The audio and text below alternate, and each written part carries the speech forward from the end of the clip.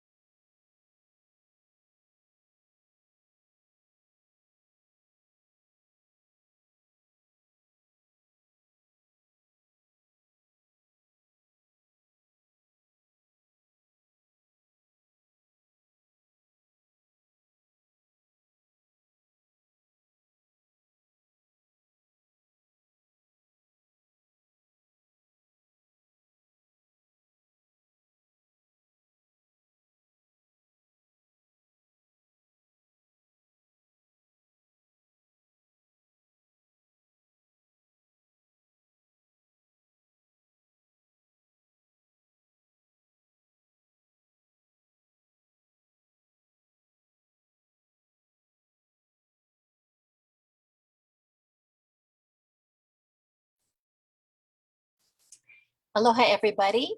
Thank you for joining Papaololokahi this afternoon. We'll get started with the webinar in just a few minutes. We've had a few technical difficulties this afternoon, but we know that all will go well. We've got a really special guest for you today. The name of this series, this is episode 3 in the Lilihua series, and Lilihua refers to being prepared and getting ready. And we look forward to Ka'iulani Odom, from the manager, the director of the Roots Program at Kalihi Valley, which is a federally qualified health center. We look forward to all of the information that she has to share with us about ʻAipono during disasters. It should be a really great presentation. And again, there are just a couple of glitches we are overcoming this afternoon, and we'll be opening it up soon. Meanwhile, please know that this presentation is being recorded and we'll archive it on Papaololokahi's Vimeo page soon. It's also being live streamed on Facebook. We see that many of you are already listening on Facebook. Mahalo for that. It's being cross-posted across several different accounts, and we're really grateful to our cross-posting partners. This presentation is brought to us is sponsored by the Department of Health, Alcohol and Drug Abuse Division, and we're grateful for that support. And also Papaololokahi, which is the Native Hawaiian Health Board. We've been around since 1988, and this is a really great series, and I'm not quite sure why we didn't do it earlier. Our first presentation featured John Mahiai Cummings III with the City and County Department of Emergency Management. Last Saturday, we listened to Keahi Kamara teach us how to put together preparedness kits that we should have ready in our trunk or in our closet in case we have very little time to clear out. Make sure we have some packages together. Next Saturday, we're going to be bringing Dr. Katie Kamelamela, and she is going to be sharing some advice about keeping some peace and financial security when a disaster hits. And I bet a lot of folks from Kauai can teach us about that as well. Katie's got some great tips for us. We're looking forward to that. That's next Saturday, the 28th at 3 o'clock, same time as today. And today we're featuring Ka'iulani Odom. So let me see if your moderator for the day, Napua Casson Fisher. If things are going well at the cafe there, Roots Cafe, everything going well over there, can we open up?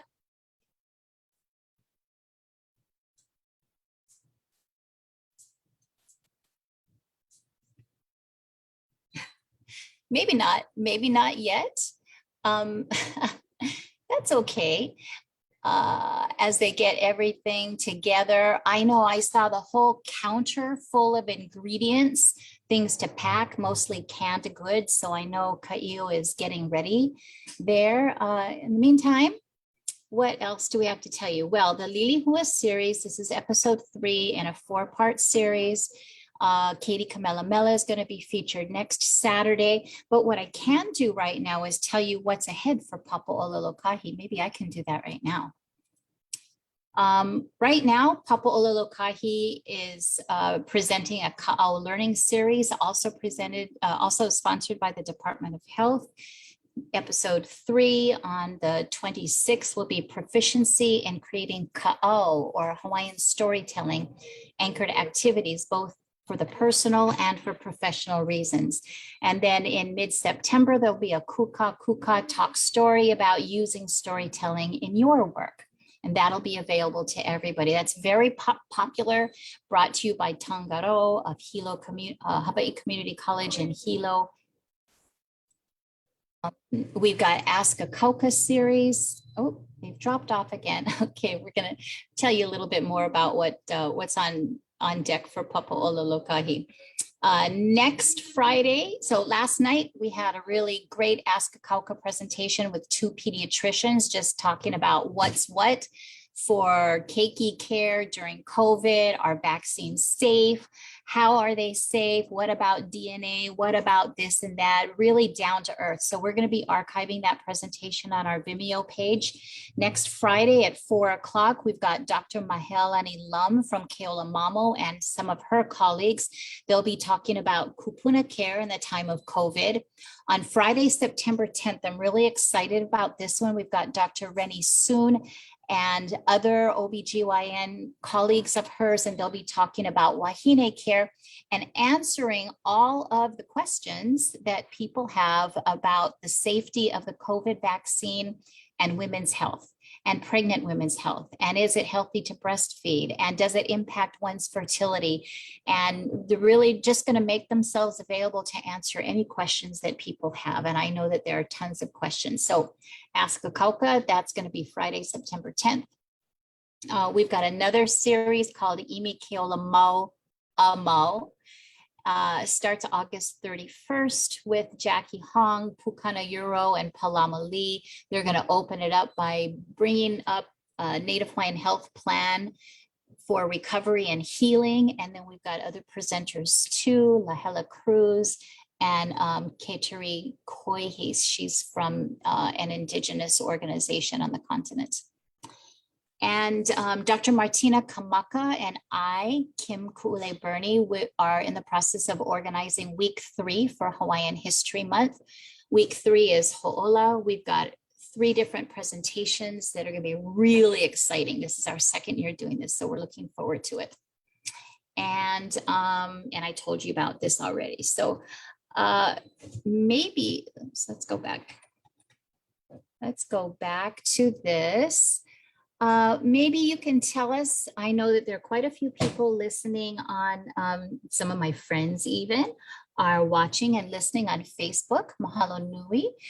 Maybe you can put in the chat or put in the comments where you're calling in from and perhaps why this interests you. Is it because you're a big fan of Ka'iulani Odoms? And I think that's quite a few people. Is it because you're wondering how to prepare, how to eat healthfully when you get ready for a hurricane or a tsunami or something else that might hit? What prompts you? Is it because you're a really great fan of Papaʻololokahi programming? What prompted you to join this afternoon? We're glad you're here. And so sorry. Oh, I see what's going on. All right. We are in the process of bringing people into the room. There we go. Bear with us. Yeah, thank you so much. Who is CF?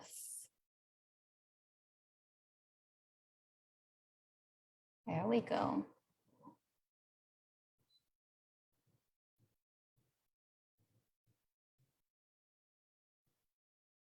For those of you that are on Zoom, I can see you now. Mahalo nui. We're glad you've joined us. Oh, look. There's Kaʻiulani.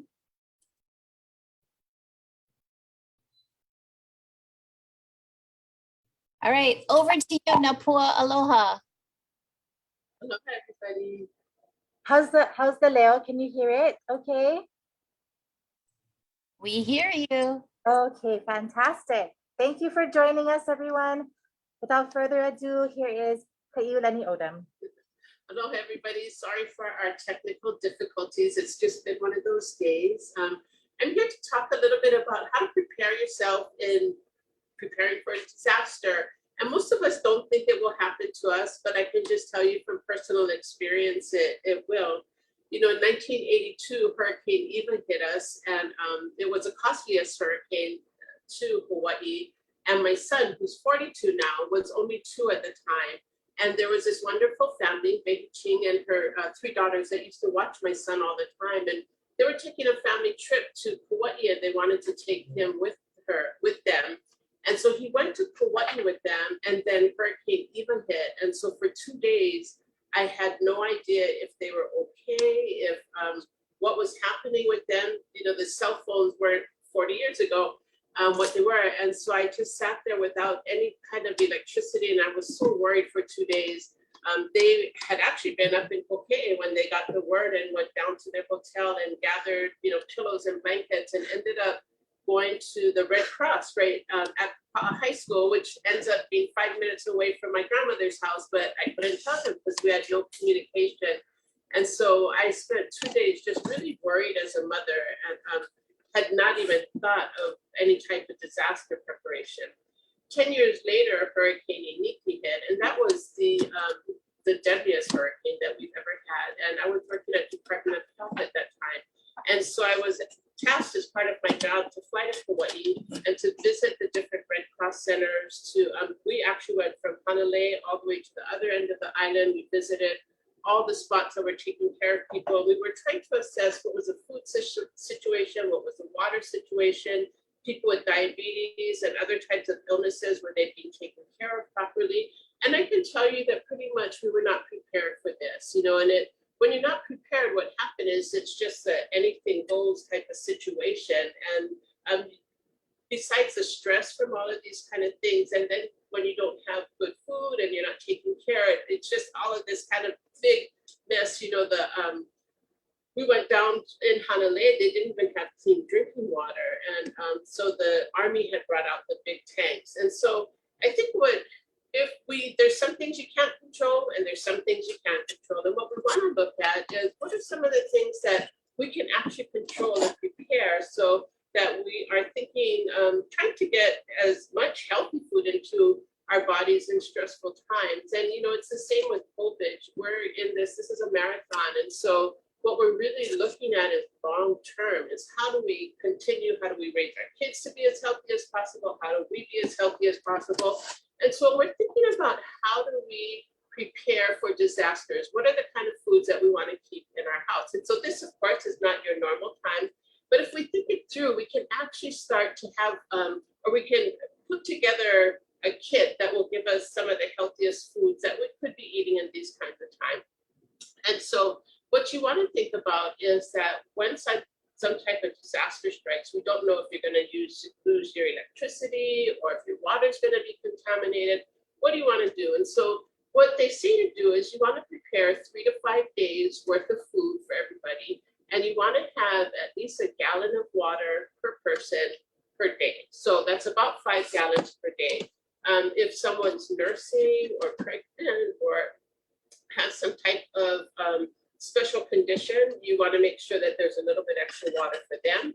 And then also don't forget your pets. pets also need water, and so you want to include that in there.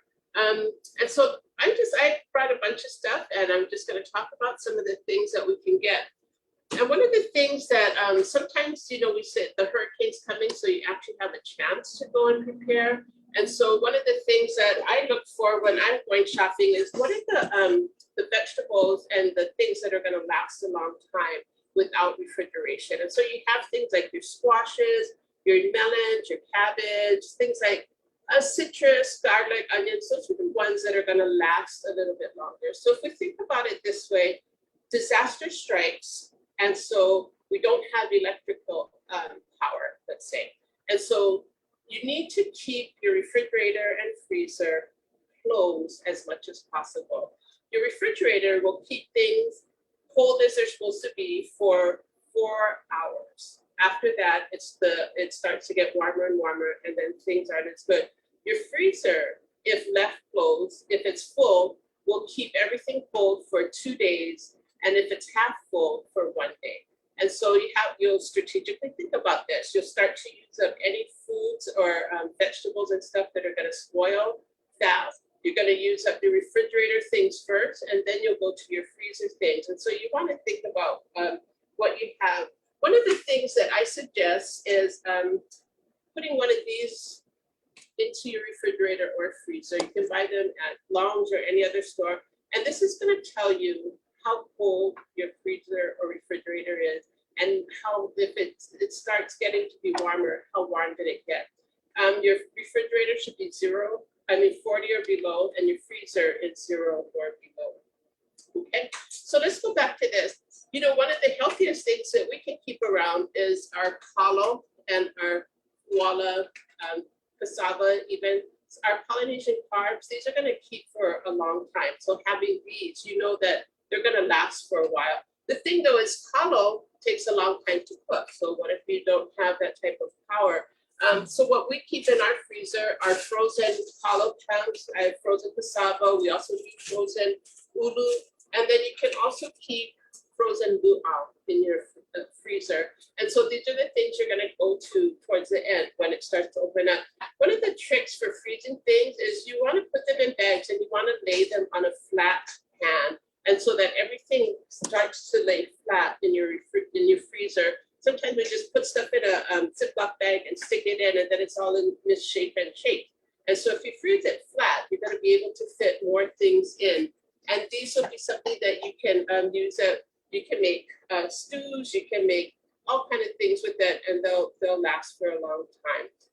Some of the other things when we're getting to our dry goods, and so you want to make sure that your dry goods are stored in the best possible way.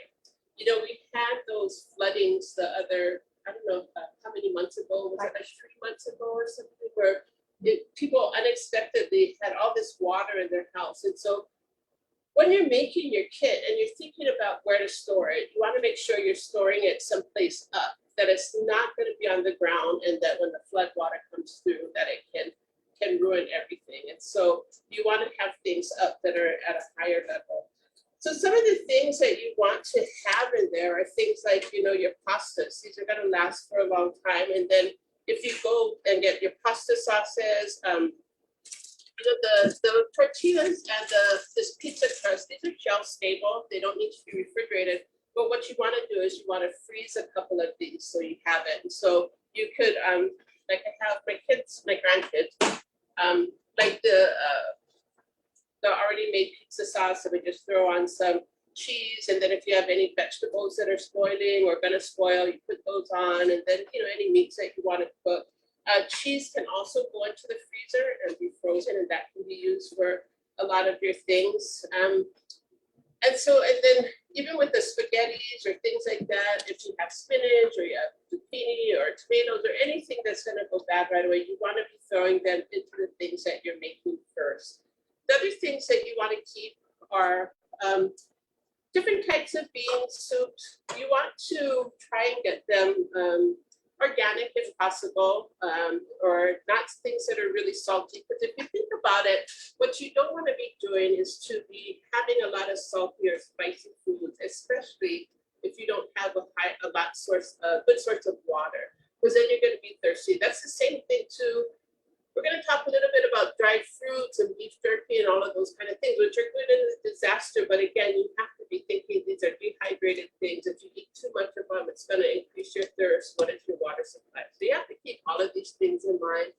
The other thing that you can keep are dried peas, dried beans. These are going to make good soups. One of the things that we do when we're camping, I have a jar of salsa here. So we just mix a jar of salsa, some kidney beans, some corn, maybe some onions, and make kind of a dip. And then you have actually some protein, you have some fiber, you have the tomato and stuff, that's vegetables. And so it's not maybe something that we count as the healthiest on normal times, but this is a way that when we are looking at what can we do when we have to use mostly stored canned dried foods to eat healthy, these are the things that we can do. Making sure you have different broths on hand.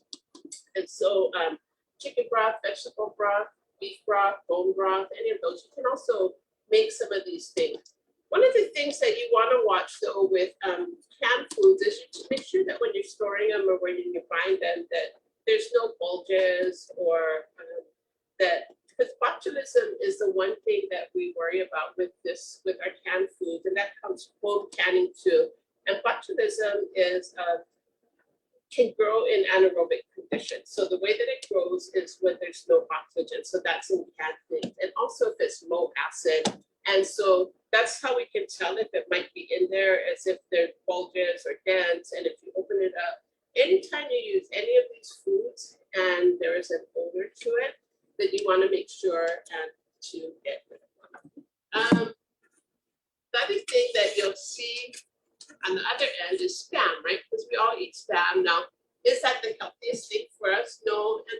And why is that? Well, because any of your canned meats, in order, and I usually tell people that meats of animals are just like our flesh, right? And so you take our flesh off and you have to preserve it for a long, long time in order for people to eat it. And so the way that you do that is you put salt and you put chemicals in it. And the chemical that's used in a lot of our meats is nitrites. And these have been shown that too much in your body may cause cancers. That's mostly going to be for your red meats. When you buy things like salmon, tuna, chicken, these are not going to have nitrites in them. So you want to be, these are the kind of protein sources that you actually want to be buy more of. But if you are going to buy Spam, one of the things that I say is that if I were going to use Spam, I would take the Spam, I would chop up some cabbage. And so I had cabbage as a cruciferous vegetable. It's protective in the body. And so I would do some of that, maybe serve some carrot slices with vitamin A. And so I would think about what I'm putting it together with, and so that it's also a healthier diet. Spam would also be something that's a little bit higher in sodium, so you'd want to be careful about that. And so when it comes to your redder meats, look on the can. If there's nitrites, you want to use a little bit less of that and use more of your fish and chicken, because these are actually going to be healthier for you than can. Sardines would be something. I've got my sardines, but omegas inside of them are the healthy ones. And so you want to have those in your diet. So having those on there would be really good. And some of the other things, you know, granola bars, you've got your nuts, your trail mixes, those kind of things that can be very healthy for you, and just can eat them out of the bag, your nut butters. Even when we're talking about breakfast, what can we do about breakfast? Well, you know, having your granola, or, you know, even something like this to make pancakes. And then if you want to use the different milks, we have all different types of milks now that come in carton. And so you have your different types of milks, coconut, macadamia nut, almond, all of these milks, they're all in cartons. And so these can be shelf stable and you can keep them. When you're doing, actually though, when you're storing things that are in cardboard boxes, you want to make sure that they're tightly sealed. And so even I have a bag of flour over there. Flour is something you want to keep because you can make quick doughs, quick breads, quick rolls, and biscuits as long as you have something to cook on. And so, but you cannot just store them in the packets that you buy them in. So either putting them in an airtight container, and I would suggest getting, you know, a big plastic tub or something like that, that we could keep all of these in.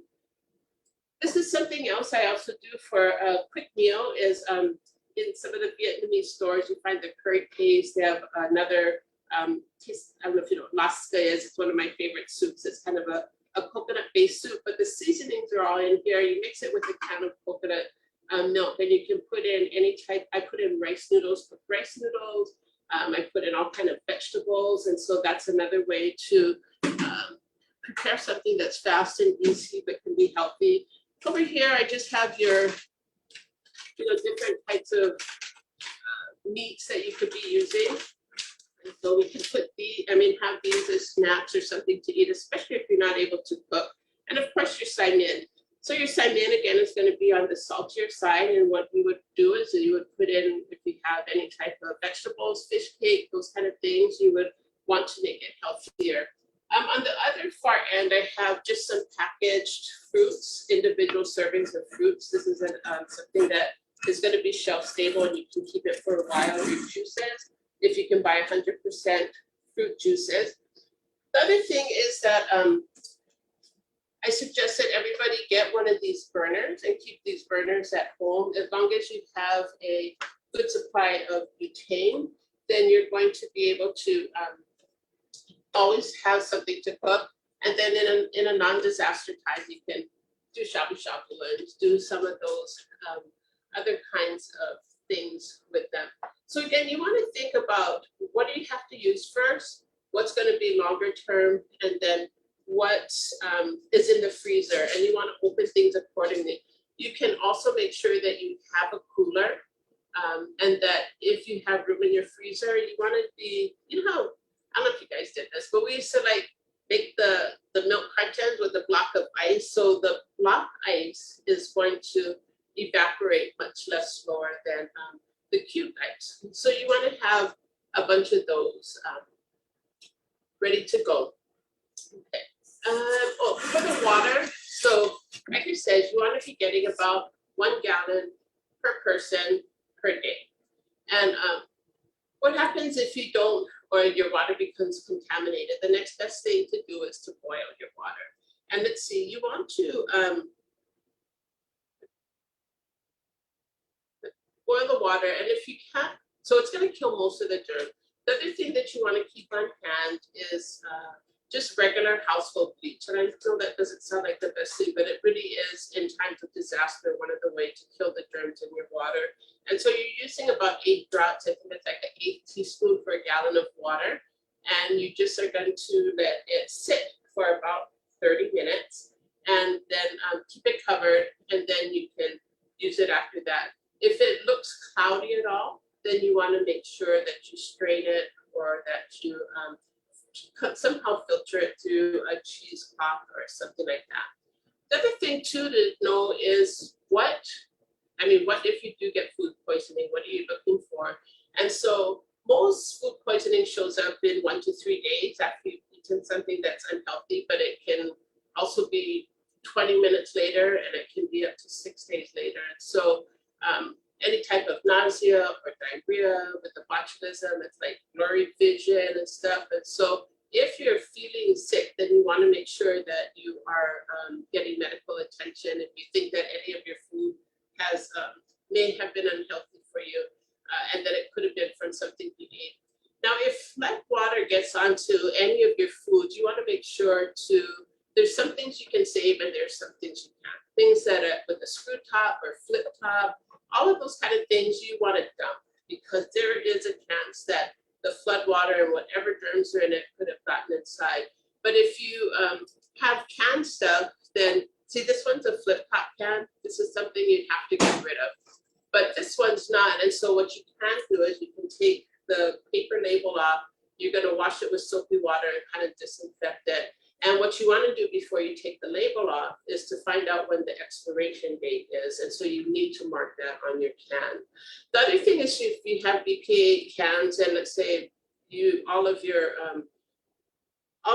cooking equipment is gone, you can actually heat stuff up in the can as long as it's one of those types of cans. And so that would be something, again, you would only do if you didn't have any other source. When we went to Kauai, after Iniki, the second one, we saw houses that had just been, everything was gone.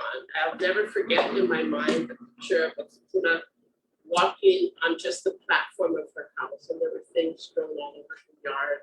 And she was, slowly picking things up. People really lost everything, and they didn't have much. And so it was it was heart-wrenching actually to see. I still remember it to this day, even though that was, quite a long time ago. And the other thing is that, you're trying to eat healthy. Of course, it's okay to throw in some snack foods or something people enjoy. But again, you want to be thinking about, the saltiness of it, the sweetness of it, how much are you going to have?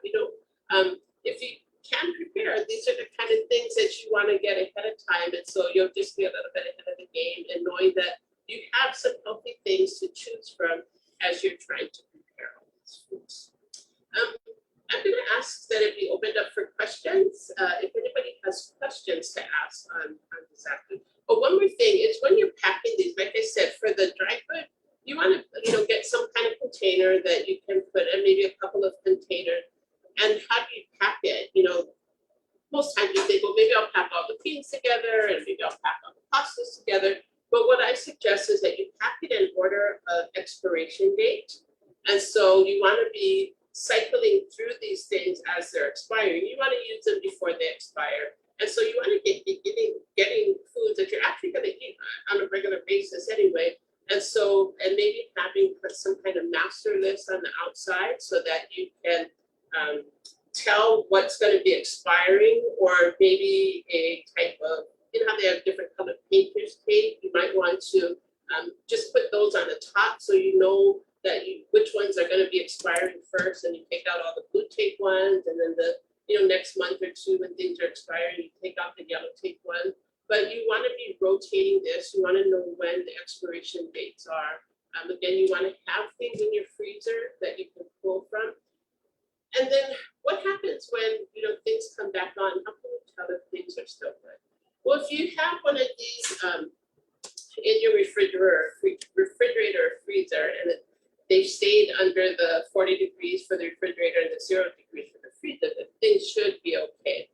And it's so funny because I was thinking to myself, I have a refrigerator that when it opens up, it tells you what the degrees are for the freezer. I was thinking, I don't need one of that. It's going to tell me. But then I thought, but if the power's out, that's not going to tell you. So even if you have one of those on your refrigerator or freezer, you should still get one of these, because when the power goes out, this is what you're going to depend on. The other thing is in the freezer, anything that's still partially frozen or has ice crystals still intact in it, that can be refrozen. And so the things that you want to watch out for, of course, are your animal products, your meats and those kind of things. If anything smells bad, looks bad, any of those kind of things, you want to make sure to get rid of it. But if it looks okay, if it's still partially frozen, if there's ice crystals on it, power goes back on, you're able to refreeze any of those kind of things. I started to say earlier about the flood waters. The other thing too is if you have any type of wooden chopping boards, wooden spoons, those kind of stuff, if they touch any type of dirty water during a disaster, you just want to get rid of those. Even thinking of this, probably not the best idea, so you want to get rid of those. Does anyone have any questions?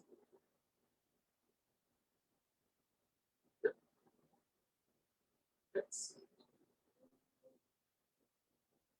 So the bleach that you can actually bleach your water with, by keeping a bottle of bleach, not only can you disinfect your water, but you can actually disinfect all the other things. And so making sure that, like I said, the cans and all of those things. And I think for that one, it's about the same. It's about 8 drops into a gallon of water to disinfect everything.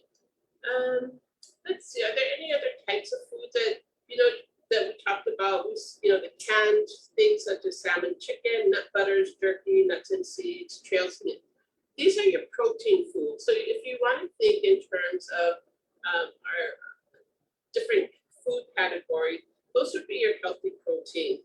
When it comes to carbohydrates, of course, your healthiest things are going to be your kalo, your guala, making sure that you have some of those fresh and some of them frozen will ensure that you can eat those, for the 3 to 5 days that you want to do. But you can also get the cereals and the granola bars, this pancake mix that we have. The other thing that you can have on hand is rice, you know, as long as you have a burner, then you're able to cook that. So that'll be all of your healthier carbohydrates. Dairy products are all of your green leafy vegetables. It'll be the milks and the carton. You can have some, also I just bought fruit cups, but you can actually have pudding cups and that'll have a little bit of dairy. I mean, you're not gonna get lots of your dairy good things out of there, but that is something that you can have. And again, fruits and vegetables, you want the variety. I didn't mention on here your frozen fruits and vegetables. Those are also very healthy for you. And those are something when you run out of everything else that you cook those first, or even your refrigerator first and you go to the freezer. If you see that some of these are gonna last, having a good supply of frozen fruits and vegetables will make sure that you can get those in on a daily basis. Again, your dried fruits, those are good for you.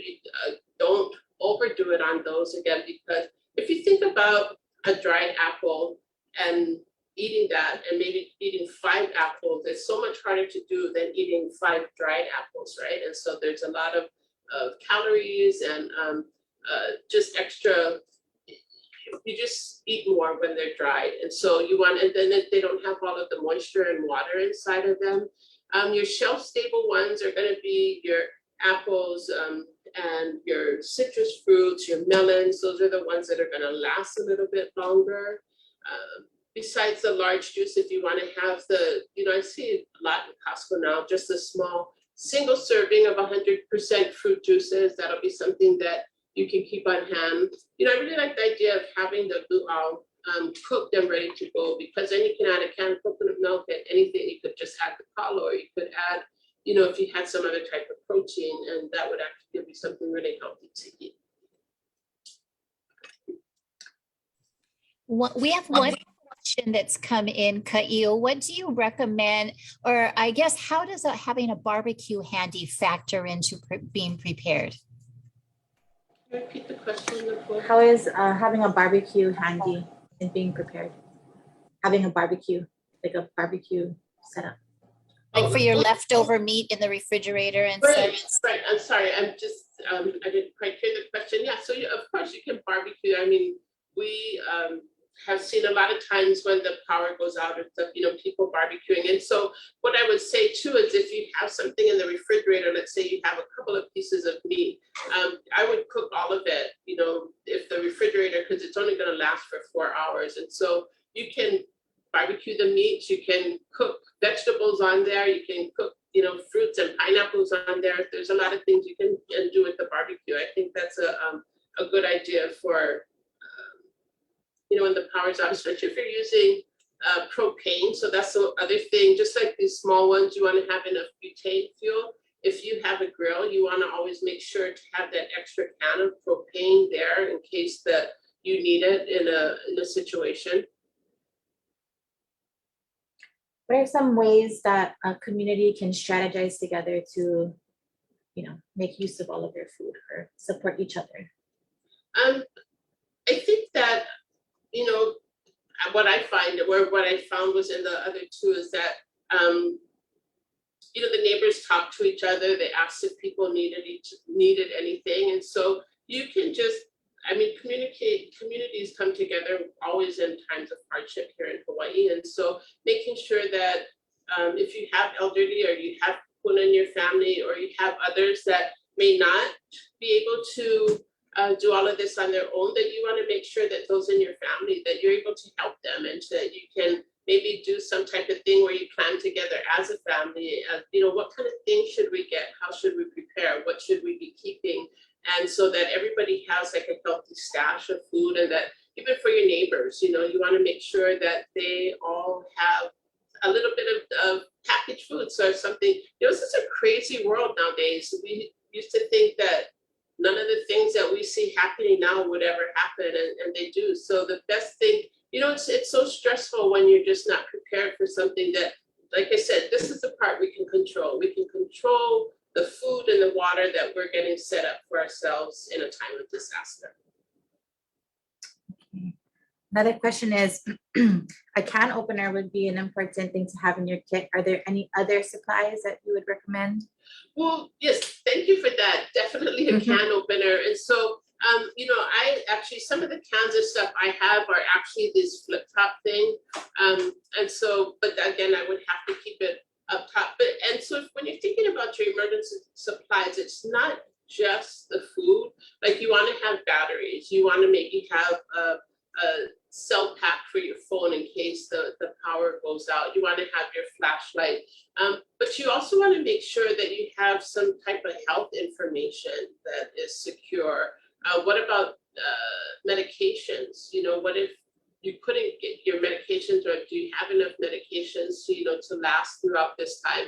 If you have kids, do you have enough diapers? Do you have enough, all of those things? And so it's not, this is kind of like a, something that you have to keep track of. And so you want to, you know, because your kid's not going to be in diapers forever, but the time they are in diapers, that's what you want to have in there. And as they get a little bit older, you would take that out and you would have other things that you would want to prepare for. So I'm thinking not just about food, but what is it that your family would need to survive and to be healthy for 3 to 5 days? What are all the things that you would like inside of there? Some people have those little crank up radios that to make sure that they can listen. You know, most of us are so attached to our cell phones now, but what if we have no power? And that's how we're keeping in touch or listening to the news. And so those are the things that you want to think about, all of the things that you would need.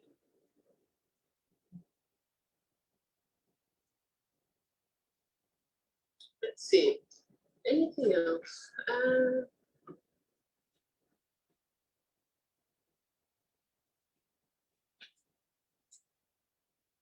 Does anyone else have suggestions? Maybe the audience has some suggestions. Anybody in the audience have any suggestions of things that they have in their kit? Or something that you could make or have they made, or anything else that you want to share?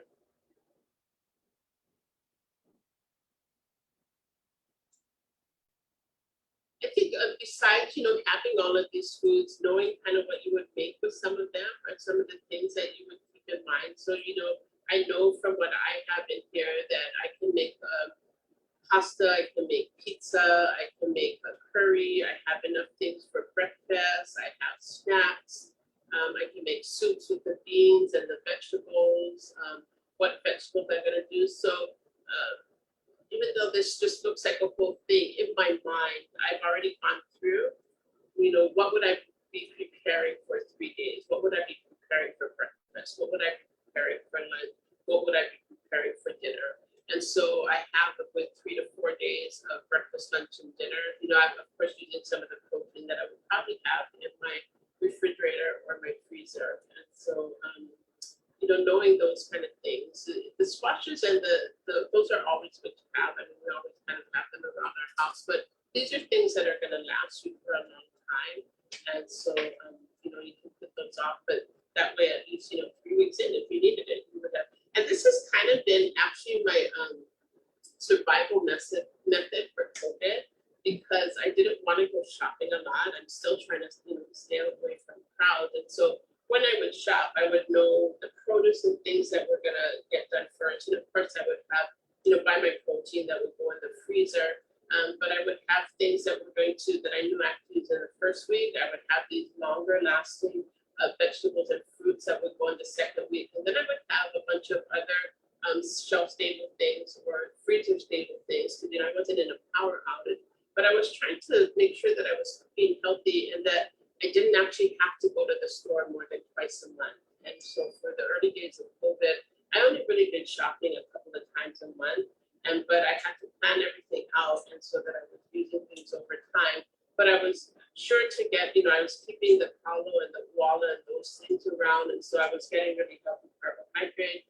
I had my fruits and vegetables every day, and you're supposed to eat 5 to 9 servings of fruits and vegetables every day. So I was able to do that. And then the different types of proteins and other things. I like nuts. I like nut butter.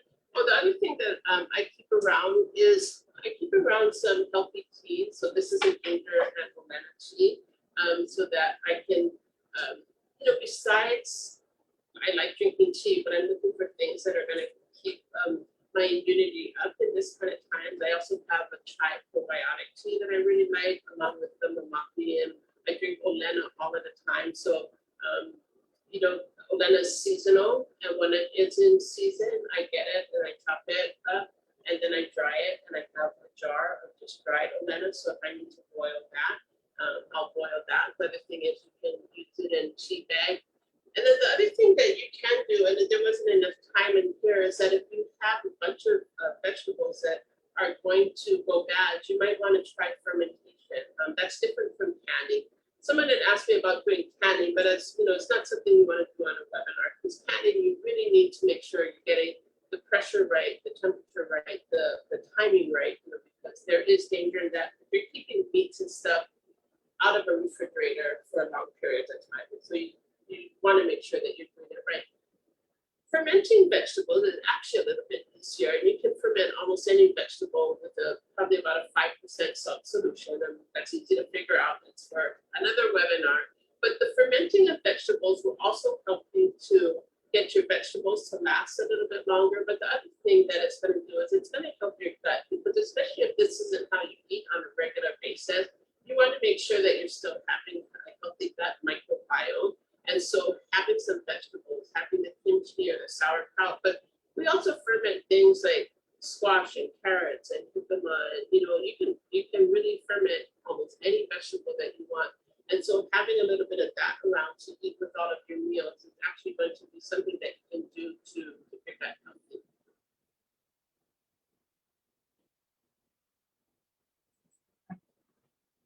So for your pizza, would you just heat it up on a pan? Yeah, so the pizza actually, like I said, you want to keep a couple of pizza doughs. You can do naan bread, you can do English muffins, you can do like whatever bread you have, and then you bring it out. You can actually do this on a grill or in a frying pan on a heater. Let's say you don't have an oven. The other thing we do with the flour is there's a pizza dough that we do without yeast, and so it's just really some water and a little bit of salt, and you can also do that on the grill too. And then if you use the pizza sauce, if you have some vegetable cheese, and then whatever vegetables or meat that you want to put on it, and so that's something easy and something that you definitely will have on hand. That's why the pastas are easy too. You can throw anything that you want inside of them.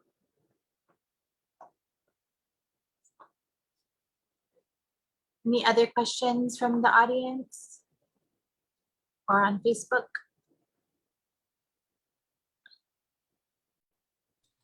What you mentioned briefly medications earlier. What besides prescribed medications, what other over-the-counter medications do you recommend having in your disaster kit, in your preparedness kit?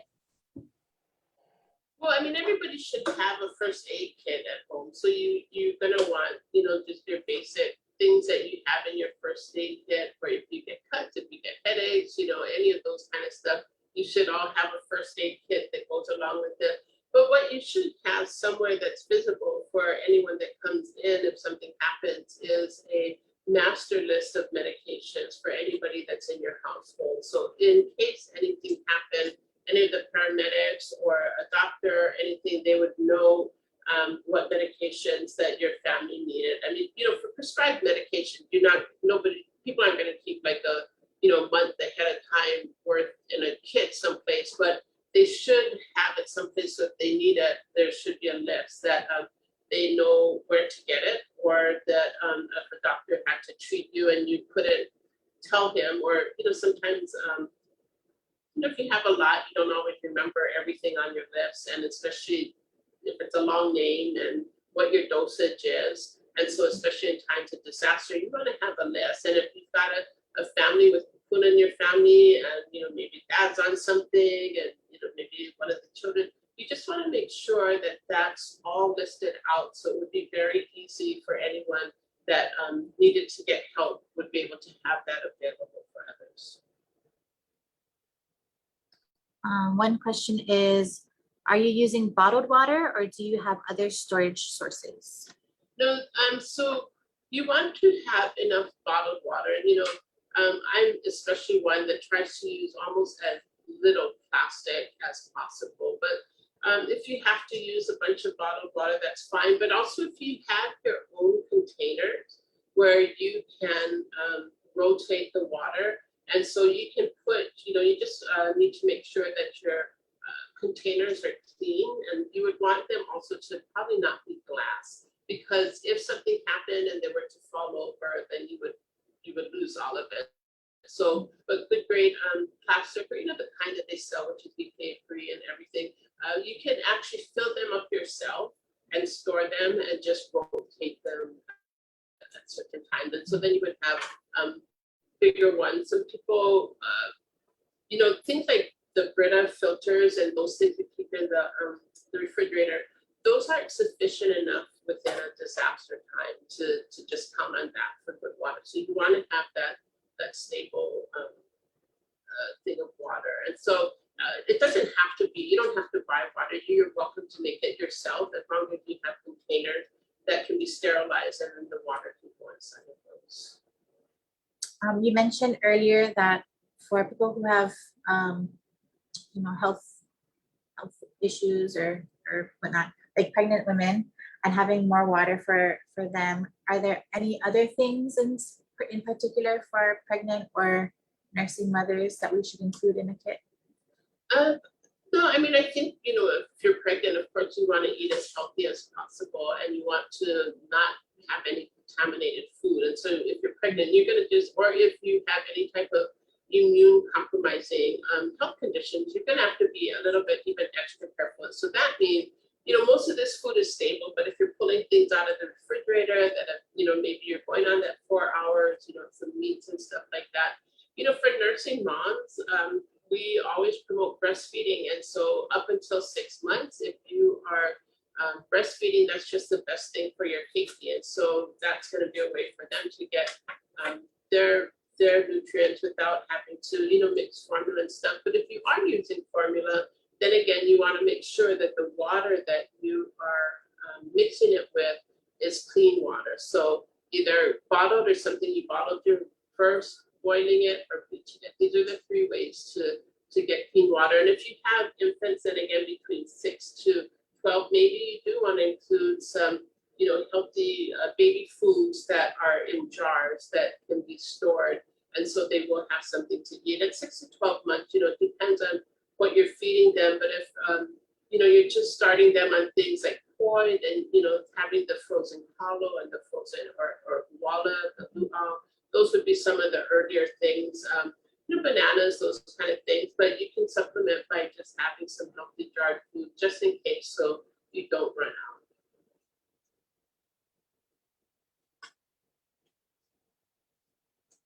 Okay, we have 5 more minutes.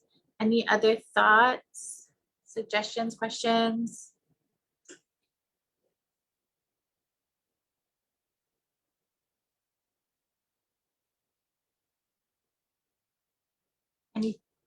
Go ahead. Yeah, so if there's no more thought, I think just really thinking about what, you don't want to buy a bunch of stuff that your family doesn't like at all. You want it to be things that your family like. It's also a good opportunity to, sit down as a family and with your kids and to talk about this plan and see what kind of foods that, and what suggestions they are. You can, and then the other thing too is that you'll see that, I try and buy organic, I try and, buy as healthy as possible, but you want to do the best that you can afford. A lot of this stuff came from Target, and so, it was pretty affordable. But if if nobody's going to drink almond milk in a thing, then there's no sense in buying that. And so usually it falls on the mom. And so if you know what your family is, you can start making the list. But it would be really good to sit and talk about a disaster, what to do in a disaster with all of your family, to see what kind of things you want to stock up on, what their thoughts are. And so getting this plan together with everyone would be something that you could all do. And then that will also help your kids to start learning and to thinking about all the kinds of stuff that they can help with, or and just, something to be prepared. Like I said, when I was a young mom and this happened, I had never even thought about planning for a disaster, but as our world gets a little bit crazier and crazier, we want to be prepared. We want to be able to control these kind of things in our life. So, yeah, it's nothing else.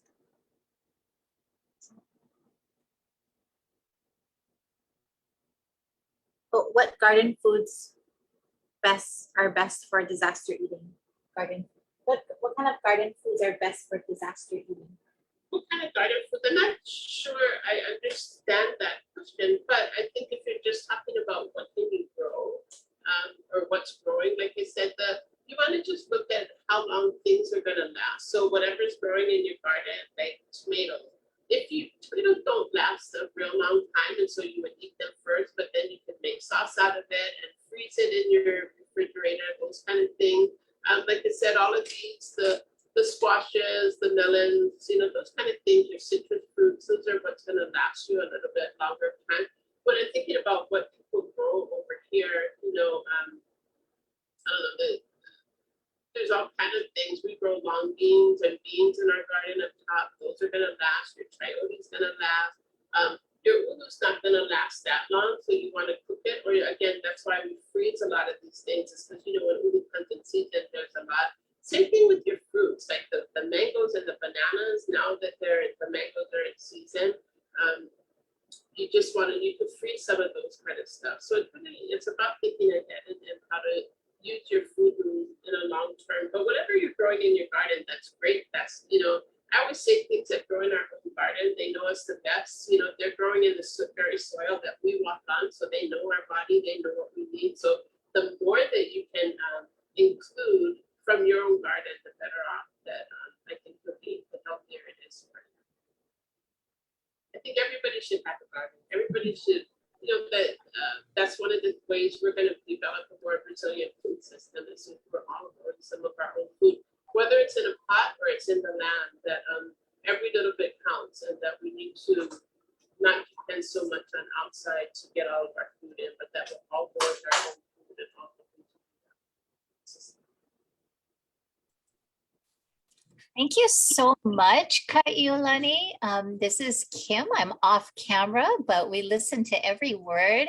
And thank you so much for preparing us for a disaster, how to eat properly. And I saw those canned goods were there. And, that's called a reality check eating. We just got to make sure that we have whatever's going to carry us through.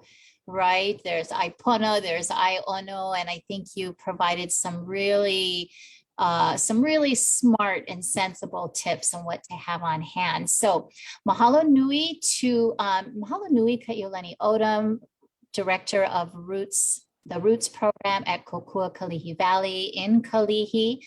Mahalo to Napualani Casson Fisher for hostessing this from KKV in Kalihi Valley. We're grateful. On behalf of Papo'ololokahi, this was part 3 of our hurricane preparedness series. Mahalo to Ka'iu. Again, next week, we'll be talking about financial peace and preparedness with Dr. Katie Kamelamela. And this entire series is brought to you by Papo'ololokahi and sponsored by the Department of Health, Alcohol, and Drug Abuse Division. We're really grateful to all of our sponsors, to our partners, and to our cross-posting partners. Eola mau to everybody out there. Be healthy, be safe, take care of one another, and aloha. Aloha, mahalo nui. Bye.